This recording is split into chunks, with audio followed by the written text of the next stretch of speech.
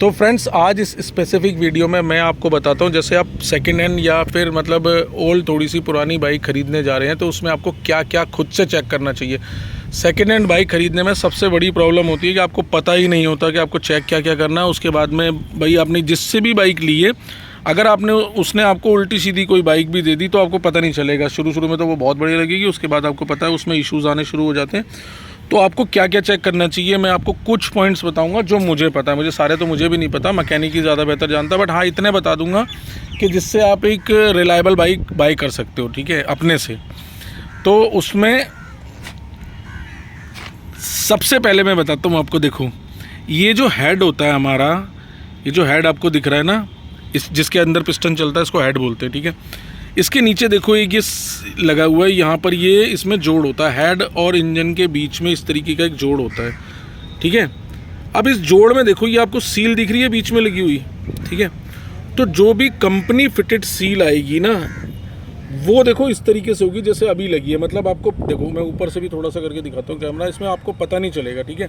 ये बिल्कुल एकदम परफेक्टली, बिल्कुल जैसे मतलब एक सार होगी ये। तो अगर आपके इंजन में या हेड का काम हुआ हुआ होगा ना, तो इसमें ये जो सील होगी ना, ये एक्स्ट्रा बाहर निकली हुई होती है, ठीक है। आपको नई सी लगेगी, बाहर निकली होगी, ठीक है। यहाँ पे एक अभी दिखाऊंगा मैं आपको, वो क्या होता है, रबड़ वाला ना, एक आपको एक लिक्विड सा दिखेगा जो बाहर की तरफ निकला हुआ होगा। मतलब आपको पता लग जाएगा कि ये जोड़ अलग से लगा हुआ है, कंपनी फिटेड नहीं है।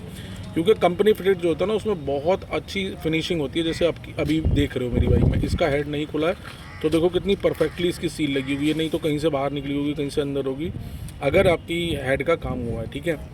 तो अब मैं वो दिखाता हूँ जो आपको मैं बता रहा था ना कि वो होता क्या है, वो लिक्विड सा अगर निकला हुआ दिखे तो। देखो, ये होता है हमारी बाइक में ऑयल फिल्टर, ठीक है। ये ऑयल फिल्टर होता है और ये हर सर्विस में खुलवा लेना चाहिए, तो खुला होता है। तो देखो क्या होता है, जब इस एयर फिल्टर को लगाया जाता है ना, तो देखो ये इस तरीके से ना, मैकेनिक वगैरह जो कंपनी से नहीं होते हैं, वो इस तरीके से, देखो ये एक सॉल्यूशन होता है। देखो ये रबड़ दिख रही है आपको बाहर निकली हुई, तो इस तरीके से ये लगाते हैं इसको अच्छे से ग्रिप कराने के लिए। ये कंपनी वाले नहीं लगाते हैं, तो ये बाहर निकला होता है। देखो मैकेनिक ने लगाया था ये अलग से, क्योंकि एयर फिल्टर खुलता ही है सर्विस में हमारा। तो देखो ये आपको दिख रहा है, ये बाहर से निकला हुआ। तो इस तरीके का अगर ये आपको यहाँ दिखे कहीं, तो इसका मतलब आपके हेड का काम हो रखा है, ठीक है, खुला हुआ है, ठीक है। इसके बाद आते हैं ये जगह, देखो ये जो होता है ना, ये इंजन कवर, देखो ये होता है हमारी बाइक में इंजन कवर। इसमें भी देखो इस तरीके से ये जो सील है, देखो अब देखो इसमें मैं दिखाता हूँ आपको। ये सील आपको थोड़ा बाहर दिख रही है ना निकली हुई, इसका मतलब मेरा ये इंजन खुला हुआ है, क्योंकि इसमें क्लच का काम हुआ था, तो ये खुलता ही है, ठीक है। तो ये देखो, ये आप जब ऐसे करोगे तो आपको महसूस होगी बाहर निकली हुई, तो इसका मतलब इसमें आपकी बाइक में काम हो रखा है, ठीक है। सबसे पहले आप इस तरीके से ये चेक करोगे। किसी भी तरीके की आपको ऑयल लीकेज दिखे, ये ऑयल लीकेज नहीं है, ये मैंने जैसे ये तार वगैरह में मैं वो किया था ना, क्या कहते हैं, थोड़ा बहुत ऑयल डाला था, ये वो है। अलग से कुछ ही भी तरह की ऑयल लीकिंग दिखे, इट मीन्स कोई इशू है। उसके बाद आते हैं इसके फ्रेम पे। ये ध्यान रखना, फ्रेम में एक तो आपका हमेशा चेसिस नंबर क्लियर होना चाहिए, बिल्कुल ये जैसे है। उसके बाद आते हैं फ्रेम पे। फ्रेम के ये जो जोड़ होते हैं, आपको कंपनी फिटेड देख रहे हैं, देखो परफेक्टली एकदम दिख रहे हैं ना, लगे हुए बिल्कुल। ये कहीं से भी आपको ऐसा लगे ना कि अलग से जोड़ लगे हुए हैं या किसी ने वेल्ड करा रखे हैं, या पेंट डिफरेंट है। देखो ये कंपनी का जैसे पेंट है, बिल्कुल एक सारे एक जैसा मिलेगा। इसमें अगर आपको कहीं भी ज़रा सा भी ये लगे कि पेंट थोड़ा सा भी डिफरेंट है, तो इट मीन्स आपके फ्रेम में प्रॉब्लम है, मतलब कि आपकी बाइक एक्सीडेंटल है, ठीक है। उसने अलग से फ्रेम कराया होगा, ठीक है। मेन चीज़ें बताऊंगा जो बहुत महंगी हैं, ठीक है। उसके बाद आते हैं इसके शॉकर में। ये जो शॉकर की रॉड होती है ना, इसको थोड़ा बहुत जब आप ऊपर नीचे करोगे ना हैंडल से, अगर यहाँ पर आपको ऑयल लीकेज दिखती है ज़रा सी भी, जैसे मेरे शॉकर देखो बिल्कुल क्लियर दिखेंगे आपको, एकदम चमचमाते हुए, यहाँ ज़रा से अब आपको ऑयल की लीकेज दिखेगी, तो इट मीन्स आपके ऑयल मतलब शॉकर लीक है, ऑयल लीक हो रहा है इसमें से। तो ये आपको मतलब ऑयल लीकेज वाली गाड़ी शॉकर की नहीं लेनी है, ठीक है। इसमें रॉड भी चेंज हो सकती है, जो आपको काफ़ी महंगी पड़ने वाली है, ठीक है।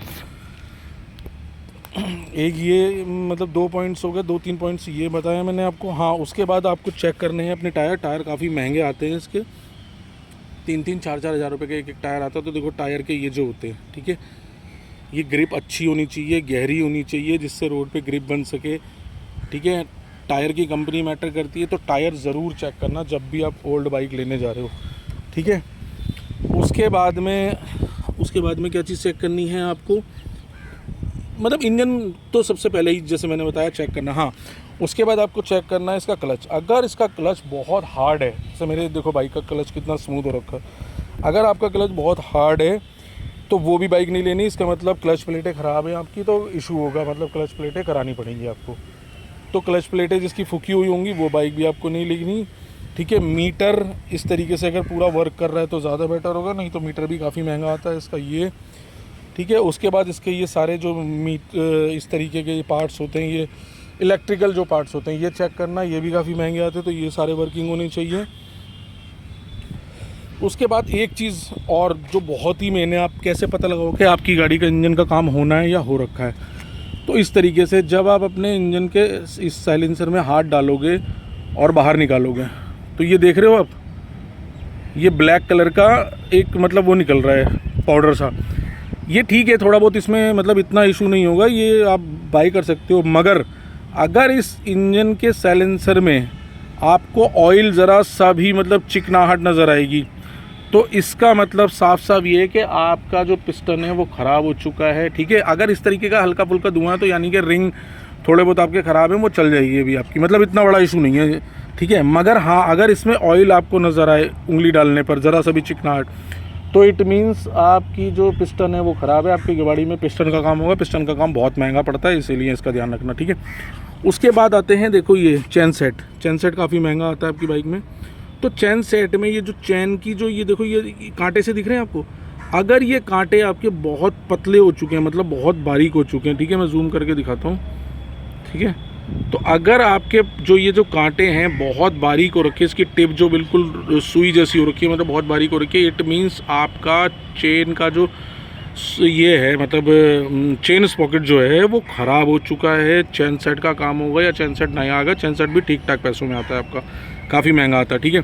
उसके बाद रियर टायर में सेम चीज़, आपको ग्रिप चेक करनी है। अगर अच्छे से ग्रिप है, गहरी है थोड़ी सी, जिससे ग्रिप बना सकें आपकी टायर, तो आराम से ले सकते हो आप, ठीक है। पिछला टायर इसका बहुत महंगा आता है, 4000 तक का आता है, तो इसलिए पिछला टायर ज़रूर चेक करना याद से, ठीक है।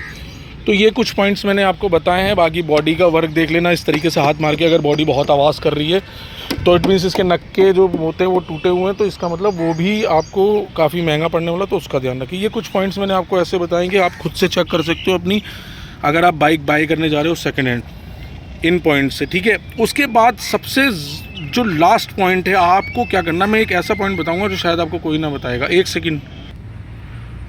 उसके बाद जो और पॉइंट्स एक अभी दिमाग में आया कि अगला टायर को मेन स्टैंड पे लगा के आपको घुमा के देखना है। अगर वो टायर फ्रीली काम कर रहा है, अच्छे से चल रहा है, तो इट मीन्स ठीक है, नहीं तो आपका फ्रंट ब्रेक जो है, जिसके डिस्क होते हैं, जिसमें डिस्क ब्रेक होते हैं, इसके पैड ख़राब है, या इसका जो डिस्क है वो ठीक से काम नहीं कर रहा ब्रेक पैड, तो उसको आपको चेंज कराना पड़ेगा, उसको देखना। अगर फ्रीली अच्छे से चल रहा है तो इसका मतलब वो सही है, सही तरीके से, ठीक है। अब लास्ट सबसे ज़रूरी चीज़ बताता हूँ, अपने बाइक को इस तरीके से मेन स्टैंड पे लगाना और अगले और पिछले टायर को सीधा रख के ये देखना आपकी बाइक का जो बैलेंस है, अलाइनमेंट है, वो आउट तो नहीं है। मतलब देखा होगा ना, कई बाइक थोड़ी सी टेढ़ी होती हैं, अलाइनमेंट होता है उनका ना, तो बॉडी, अगर ये बाइक एक्सीडेंटल होती तो इसका अगला और पिछला टायर बिल्कुल एक लाइन में नहीं होता, ठीक है। तो ये सबसे ज़रूरी चीज़ है, आपको जो सीखनी पड़ेगी या आपको देखनी पड़ेगी। तो अगला पिछला टायर झुक के देखना, अगर एक लाइन में एक सीधा है तो इसका मतलब आपकी बाइक का अलाइनमेंट बिल्कुल ठीक है, ये एक्सीडेंटल नहीं है, तो आप इसको आंख बंद करके बाइक कर सकते हो। अभी के लिए इतना ही। वीडियो अच्छा लगे तो लाइक कर देना, सब्सक्राइब करना, और कमेंट्स में ये बताना कि आप कहाँ से वीडियो देख रहे हो, है ना। और इंस्टाग्राम पे जाके चैनल को फॉलो कर लेना। धन्यवाद। और भी कोई जानकारी चाहिए हो तो मुझे कमेंट्स में या DM और व्हाट्सएप पे मैसेज करके जानकारी ले सकते हैं। धन्यवाद।